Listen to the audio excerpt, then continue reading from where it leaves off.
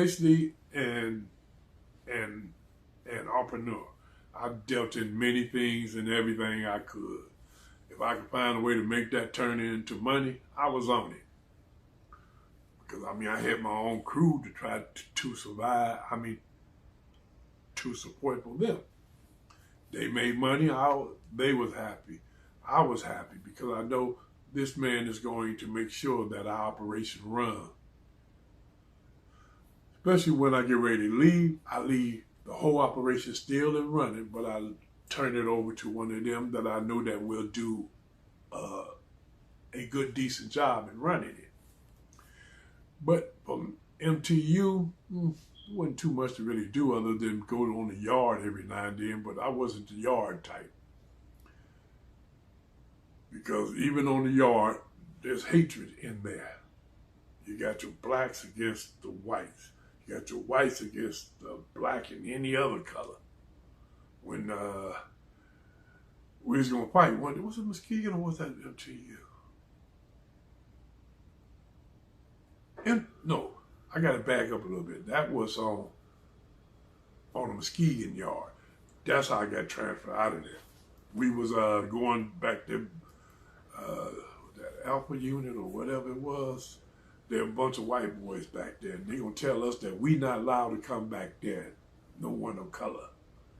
So of course the word got back to me, and I'm like, yeah, I'm gonna go back there anytime I want to. This is prison. You go anywhere in on this yard. But they were trying to cut that yard off, so like they could be just whites only. So of course I wasn't going for it. So I started talking. Other people started talking. Talk got around. We all got together after lunch and said, we going back there. We started marching. Of course, some of us got weapons. The majority didn't because they didn't want to take it that far. Me, if I got to do something, I'm taking it to the max. So we all go back there. We standing back there, and then several other blacks go down there to the tables and just was sitting there. White people seeing that, and they come out the unit. Hey, you blanks can't be down here. This is ours. Y'all go on the other side of the yard. Like, we go any place on this yard we want to, dude. So of course, before we got to the point of anybody getting hurt, the guards came in with some other guards on. I think they came in from the warehouse and all type of places. They come in with their little nice stick. So, okay, break this up. Everybody back to your units. Well, we just come back in and sit on the tables and talk. Some of the guards knew what the deal was. Well, we ain't gonna get in there. Everybody back to their own assigned units. So I said, well, okay, I gotta go back because I don't want them searching me, because they search me, they might find my horse. And so we go on head back. And like I said, the guards didn't want me there because they was thinking that I was a ringleader or something. I'm not the ringleader, nothing. I'm just a man that will speak my mind and do what I got to do to survive. So they transferred me to MTU. MTU, basically by the time I got there, I was about a year or something short from going home. So MTU got worried about what happened at Muskegon. So they shot me down to the parole camp. That's the next step before you go home. They transferred me down there. They said, well, he could sit in parole camp. Usually you don't sit in parole camp no more than a year unless you got big time. Like my friend, he had big time, so he was at parole camp. But he wasn't going to never see the world again. But they'll trust someone that's been locked up like 20, 30 years. They're old too. They trust them to go over there and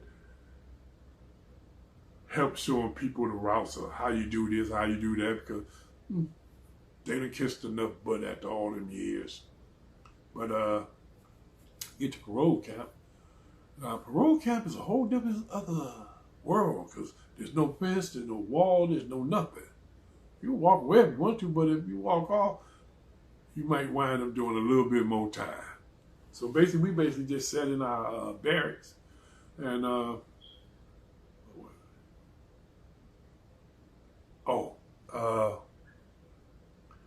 we found a way to get those that were still hooked on drugs, their drugs. Instead of them walking down there all the way back down there to the north side, or like out there towards the road to pick it up. If they got people to come out there and toss it on the ground, they go find where they tossed it at, they got there. But I had the food steward bring me mines in. I pass it off to the other guys, and they chop it up and put it in bags, little plastic bags. We hijacked that from the kitchen. But the food lady, she needed some extra money. I said, well, can you go to Detroit and bring back this car, drop it off at Kalamazoo, or drop it off in Muskegon or Lance or whatever that I needed the vehicle dropped off? I would tell them. And when you drop it off, somebody there gonna give you $1,000. $1,000 just to go to Detroit and drive a car back up here. We sell cars, and I'm gonna make an extra $1,000 or $2,000 off with it myself. Of course, that ain't the real reason why I had it was drugs in the car, but hey, I can't tell them that. Shit, they'd be there trying to tear that car apart, trying to find out where it at, and just say that the police took it. No, so we kept that to ourselves. But the second lieutenant, she was a sister. She got hooked on tooting that cane, and she asked me could she make some extra money. So I told her, okay, go to Detroit, pick up this car and bring it up this way. She did, but she also tried to search the car. Because when my boy got the car, he said, man, it looked like somebody was trying to find the drugs in here, man. I was like, what? She said, yeah, man, some of the seats are not like they should be. And you know how we set the car in perfect shape. So that's where the police pull them over, there's nothing wrong with the vehicle. It's clean. But she came back to the unit, and I told her what the deal was. Why was you trying to search the car? There's nothing in the car. We just selling the car. See, down in Detroit, we get it cheaper. Take it up to y'all, we sell it to y'all for a little bit more. And that's how I get my money, and that's how you make this $1,000. But if you're going to do that, we can't use you no more. So, of course, she wanted to make it up to me, so she took me over there to the nurse's office. We go in there, and she get busy with me. I really don't want to do it. But I let her have her way with me. And then she was like, are you still mad at me? I said, for a little bit. Maybe if you get on your knees, I won't be mad no more.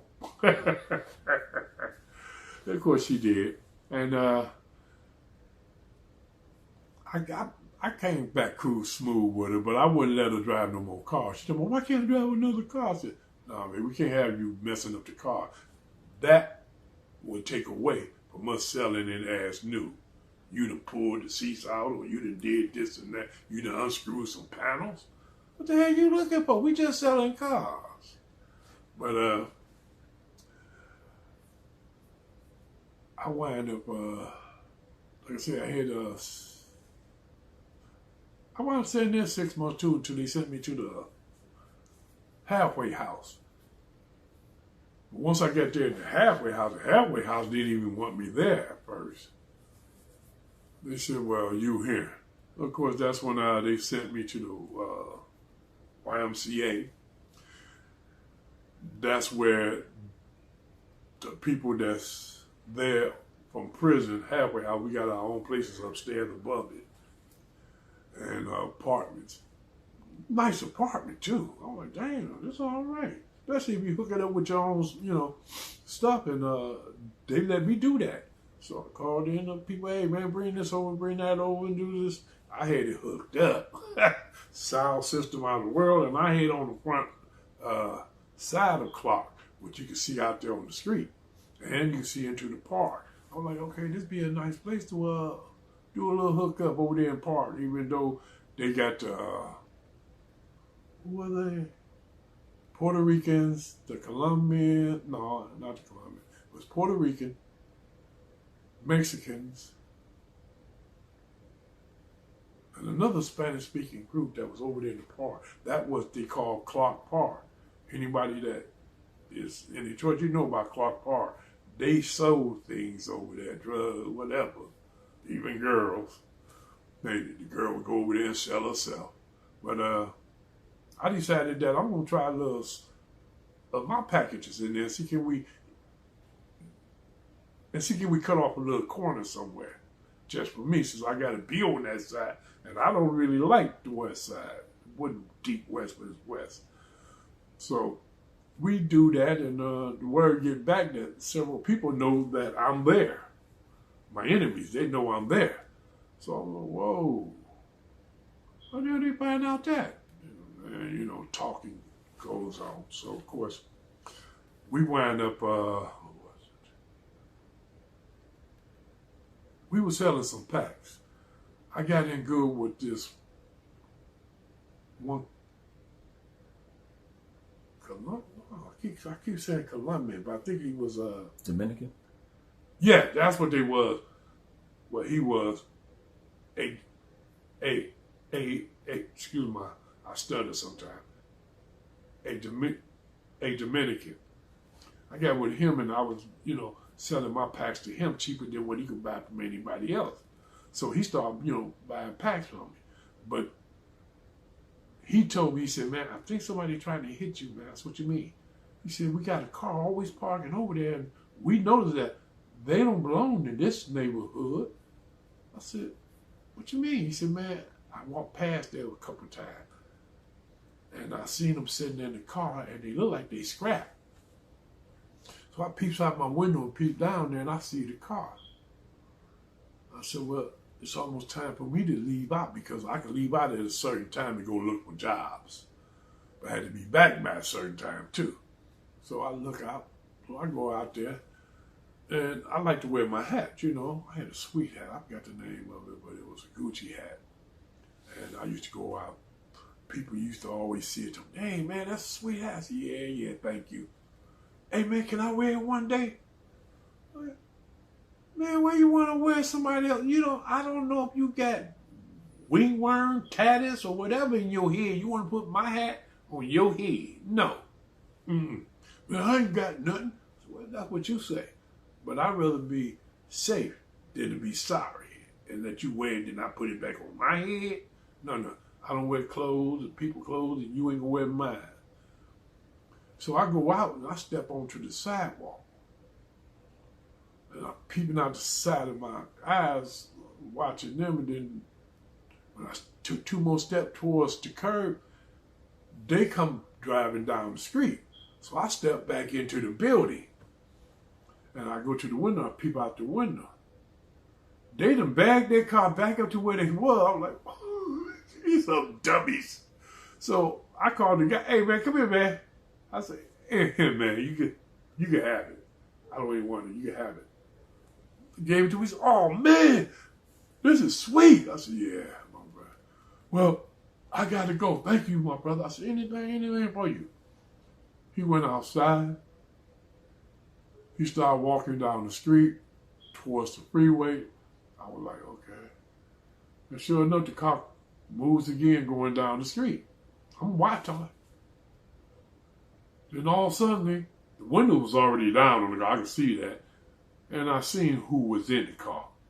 That thing, I know.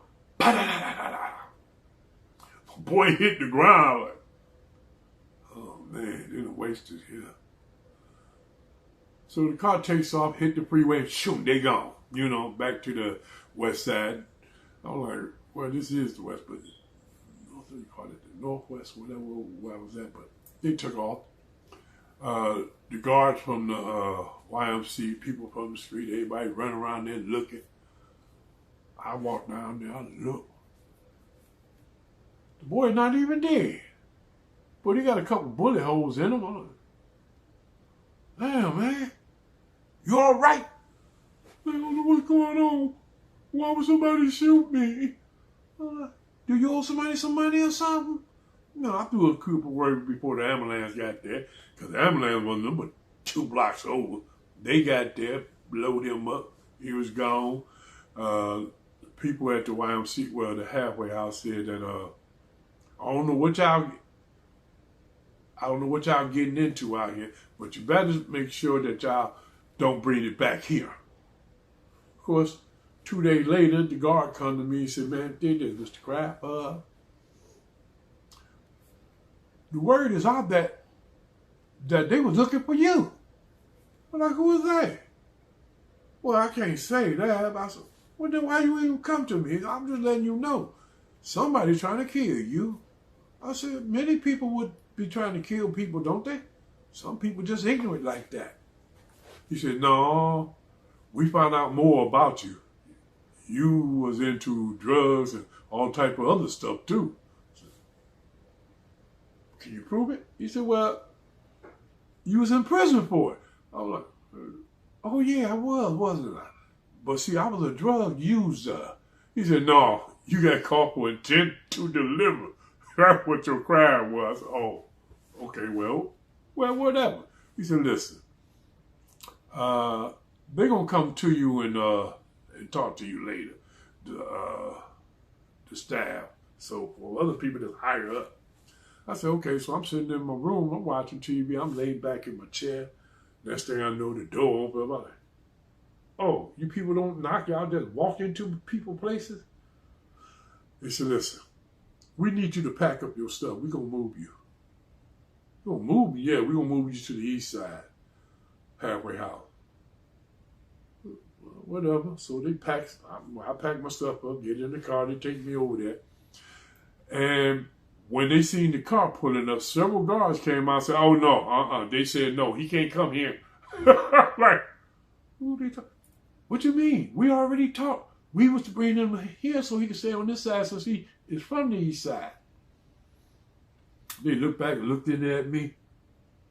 Hey, what's up? You tell me. I don't know. They said I was coming here to live in the halfway house. I said, not here. You ain't. Next thing I know, many of the inmates that was there came, hey, what's up, Big Boone, baby? Some of them kept saying, hey, what's up, Iceman? I said, oh, Lord, that means that they know about me. So sure enough, that was my phone clicking in case those that be hearing it, they do be talking about, what's that ding ding? Somebody fire alarm going? No, that's my phone.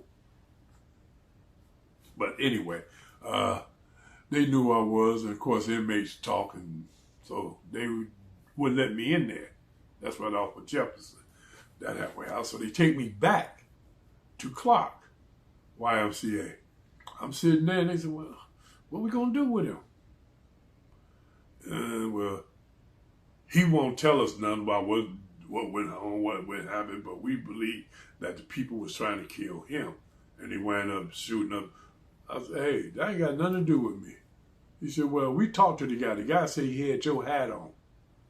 So, he don't look like me. No, but he had your hat on. I said, the guy kept asking me, could he have it? So I gave it to him. Yeah, take the damn thing. You know, just a hat. He said, yeah, well, you got somebody that you could move in with them or go to, because we want to get you out of the halfway. How we going to put you in the next phase? We going to put a box on your leg. You just have to be at that place at a certain time. I'm like, I don't know. I could call around and see. He said, well, go ahead. Jump on the phone and make a call. Find some place to go to. So this one girl I was kicking it with, I told her they will come to your house and and then you like hook up a box to your phone so it should monitor my tether on my leg. But don't come there, I'm gonna be with you, baby. She said, oh yeah, okay. That means that you can be around me more, ain't you? I said, yeah. She said, oh, okay. Go ahead, send them out. So of course the people took an hour to get there. They got there, they hooked up the box and everything, then they came back to me. Monitored on me, they did something, timed it, locked the box in, and said, okay, Mr. Kraft. I said, okay, well, y'all gonna take me there? No, we ain't taking you nowhere. You get there on your own. I'm like, what kind of service is this? Y'all took me to the east side to take me to that halfway house, take me to the east side, take me over there on Promenade. He said, nah. You get there, you can have somebody come pick you up. So, of course, I make a phone call. Jerm came and picked me up. I told him to shoot by my boy house and grab my little red Caney limousine. He pulled up there and said, man, I ain't your chauffeur. I said, I know, man. I just want to pull out of here in style and show off with these fools. So I pull up, he gets out and go to the passenger side. I get in and go to the driver's side. The guard sitting out there, standing out there looking at him. You must got money. I said, why? Would you say that? You wasn't on my payroll in there, was you? I got in the car and left. I left all those guards thinking that this man might have been on my payroll. So I go over Promenade, West Side. Oh, West Side Promenade. Promenade, yeah. I go over there, pull up. I noticed that there were several other, things that changed since I got out. And I see several people was rolling in that area. I said, well, oh man. So I told John, hey man, take back the car. I'm gonna go find me a nice little small car to buy. Of course I didn't. A couple of days later I found one though. It was a blue Camaro, yeah. Blue Camaro, because me and somebody had to do something in that once and I couldn't get out quick enough. I'm like, man, goddamn, but he was able to jump his little butt. I'll run over there and do his thing on him, you know. I was like, man. He said, man, what took his, man, I had to pull myself. Man, I can't do nothing in this car. We got to get a bigger car. He said, nah, don't worry about it, man. I took care of it. I said, I know, I see. I fell on the ground trying to get out this stupid thing. He was like, yeah, I see. I was laughing my butt off while you're like, I was running back to the car, seeing you trying to get up on the ground with your big butt.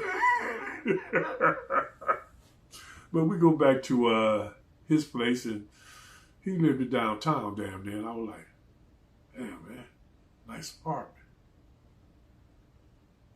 You just kind of smell kind of funny. Smell like somebody took a dump. He's like, no, man, that's the old folks in here. They got the place smelling. But my girl lived here, and I'm staying with her. She worked down there at the federal building. You know, I was like, huh? Was she an agent or something? No, she's a secretary.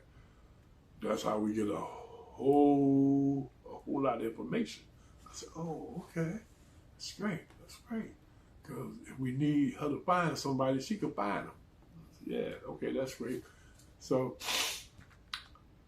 I go back, get in the car, take it back home. Because he was driving a Volvo at the time. No, he was driving a Vet. He had that yellowish Vet.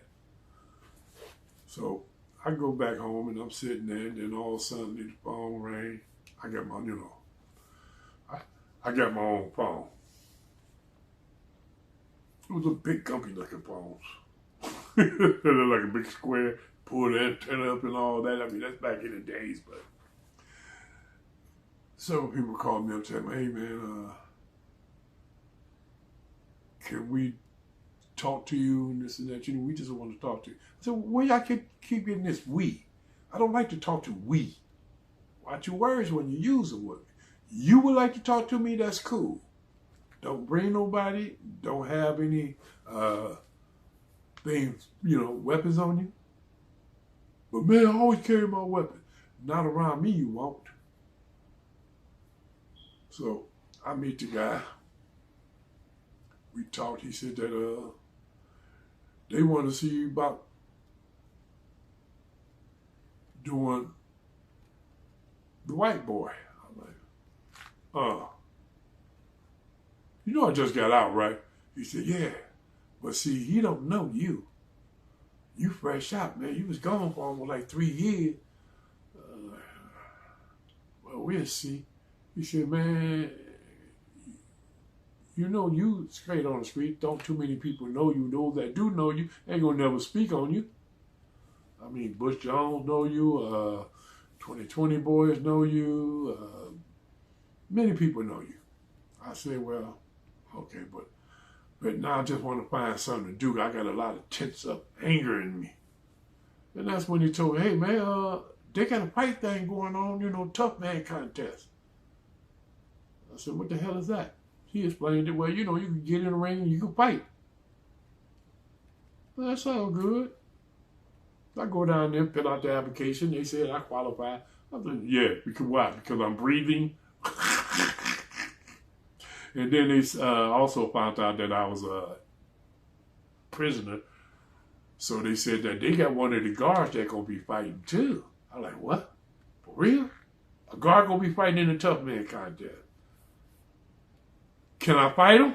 They said, you probably get around to it.